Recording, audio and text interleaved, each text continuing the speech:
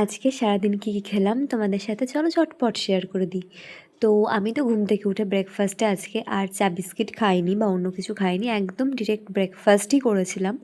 মানে ১ম এ যে চাটা খাই ব্রেকফাস্টের আগে সেটা আজকে খাইনি। তো রুটি দিয়ে একটু চা খেয়ে নিয়েছিলাম। আর তারপরে আজকে মোটামুটি ১:৩০টার মধ্যে লাঞ্চ করে নিয়েছি। আর লাঞ্চে আজকে সব ফেভারিট আইটেম ছিল পালং শাক দিয়ে কলাইয়ের ডাল, মানে হালকা, হালকা গরম পড়ছে, সাথে গরম বেগুন ভাজা। এটা আমার জাস্ট ফাটাফাটি লাগে এই কম্বিনেশনটা। আর ছানার ডালনা ছিল অনেকটা, মা করেছিল আমার জন্য, বলেছি ২ পিস দাও। কারণ দেখছি মা আবার সয়াবিনও বানিয়েছে, আর সয়াবিনটা মা জাস্ট ফাটাফাটি বানিয়েছিল আজকে। তো যাই হোক, তারপর তো বিকেলবেলায় অ্যাজ ইউজুয়াল খেলাম হচ্ছে একটু পেঁপে। আর সন্ধ্যাবেলায় বাবা আমার জন্য ক্রিম রোল এনে দিয়েছিল আবার। তো ক্রিম রোলটা বলল তুই একটু খা, তার সাথে একটু চা করে দিচ্ছি, চাও খা।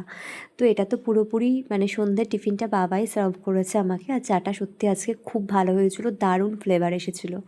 রাত্রে ডিনারে ছিল হচ্ছে আলু পেঁয়াজ ভাজা। তো আমি পেঁয়াজগুলোকে সব অ্যাভয়েড করেছি আজকে।